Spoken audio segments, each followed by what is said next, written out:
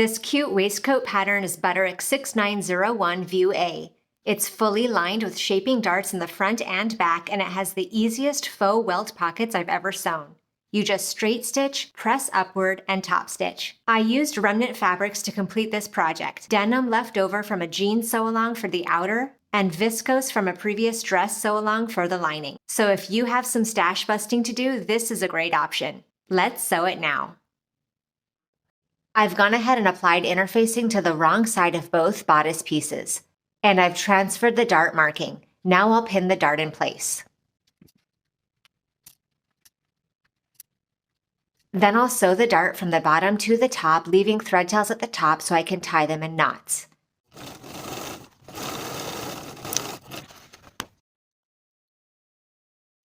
Starting at the bottom of the conjoined dart fabric, we're going to slash through toward the point, stopping the slashing about an inch away from the point. Then we'll press the dart fabric open and press flat the top of the dart. Repeat to form the darts for both front bodice pieces. I've applied interfacing to the wrong side of both of my welt pieces. Now I'll fold them both in half lengthwise, right sides together, and pin the short edges. Sew the short edges with a 5/8 inch seam allowance.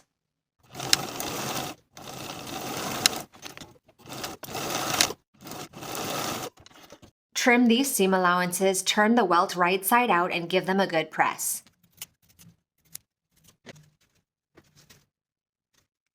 I'm going to baste the open raw edges with a 5/8 inch seam allowance.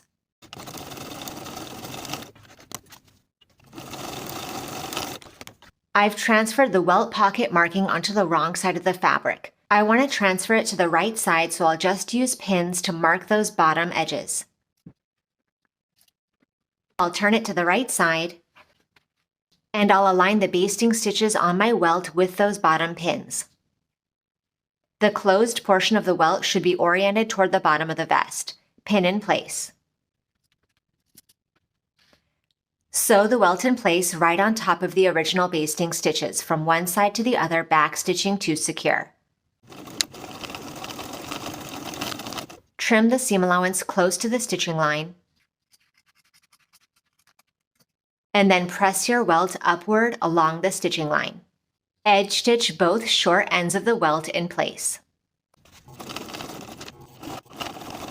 Here is one of my back bodice pieces, and I've transferred the dart marking from the pattern piece. I'll go ahead and pin this dart in place. Then I'll sew from the bottom to the top, leaving thread tails so I can tie it in a knot. Repeat for both back bodice pieces, then press your darts toward the center back.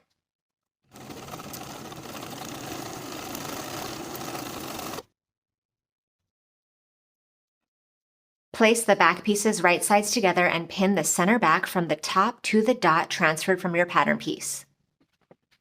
Sew with a 5/8 inch seam allowance, back stitching at the beginning and end of your stitches.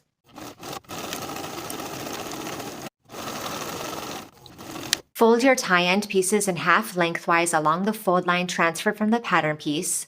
Pin the long straight edge and the short edge with no dots. Sew the long edges and short edges with a 5/8 inch seam allowance.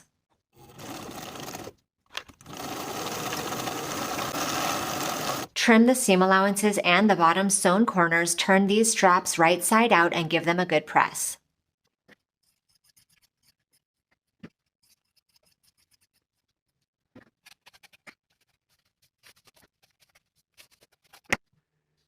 I've transferred the strap placement lines to the right side of the fabric just using pins. Now I'll align the short edges of the strap at the placement markings and pin in place. Then baste those strap edges in place. The stitching line from the pattern piece extends 3 inches from the raw edge and over the strap. I'm going to pin my strap to the back bodice piece at that 3-inch mark, doing this on both sides. Now I'll use these pin markings as indicators of where to stop my stitching as I edge stitch from the outer edges to the pin marking, stitch downward, then pivot to edge stitch once again to the outer edges.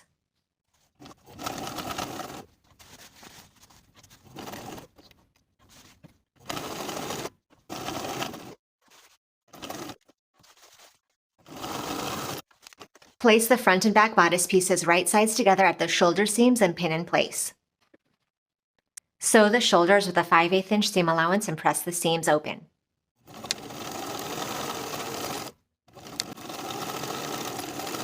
Pin, sew, and press the darts into your front lining pieces in the exact same way as we did for the main bodice pieces at the beginning.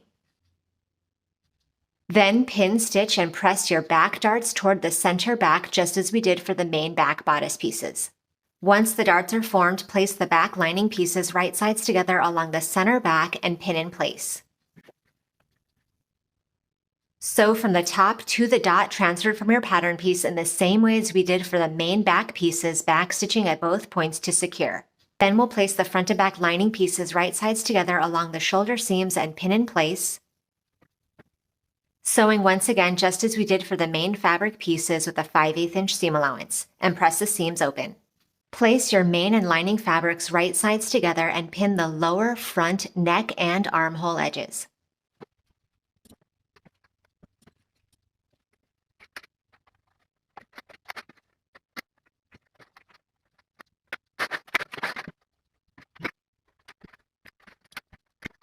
Now I've pinned all of the edges except for the side seams, which we'll leave open for turning. We're going to sew all the way around with a 5/8 inch seam allowance, once again leaving these side seams open. And at the bottom center back, we're going to pivot our stitches to meet the stitching that we ended at previously. Then pivot once again to continue our way all the way around with a 5/8 inch seam allowance.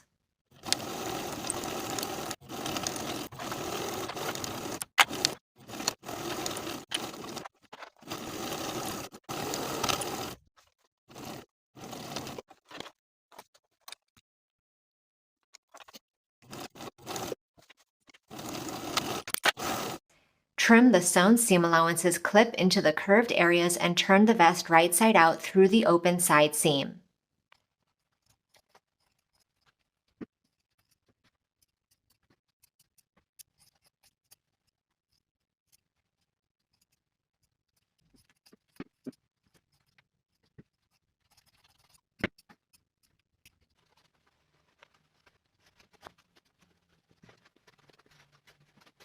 And then give everything a good press. The only seams that should be open, unpinned, and unsewn are the side seams on both sides. Now along the center fronts and the neck edges, we're going to understitch the lining. We're going to open out those center front and neckline seams to access the lining, sew the lining to the seam allowance underneath with about 1/8 inch seam allowance. I'll start my understitching at the bottom of one center front and sew upward toward the shoulder seam as far as I can go. Then backstitch to secure. Then I'll start a new set of stitches at the bottom of the opposite center front and repeat the same process.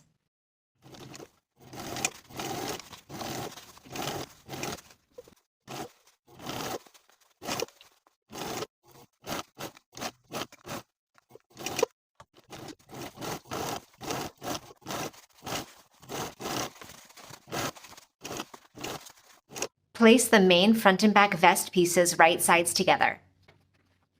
Align the tops of the shoulder seams and pin in place. From the shoulder seam, continue down the lining 2 inches and pin in place. At the pin furthest into the lining, we're going to start our stitching, back stitching to secure, continuing with a 5/8 inch seam allowance to sew together those front main fabrics.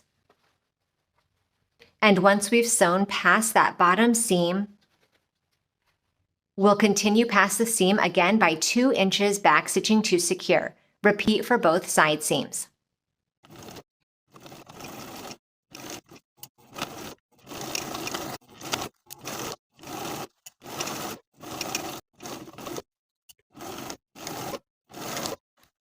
So here is what our vest is looking like at this point. After sewing those seams in around and leaving a gap, the side seam should be closed. And you should still have a gap in your stitches in the lining at both side seams. At this point, you can slip stitch the holes in your lining closed from top to bottom, or you can tuck those exposed seam allowances to the inside and edge stitch the opening shut. I'm choosing to do this method.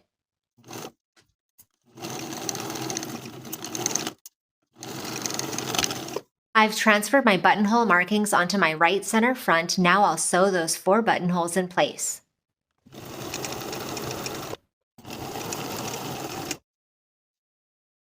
Now that my buttonholes are sewn, I can sew on the buttons across from each buttonhole.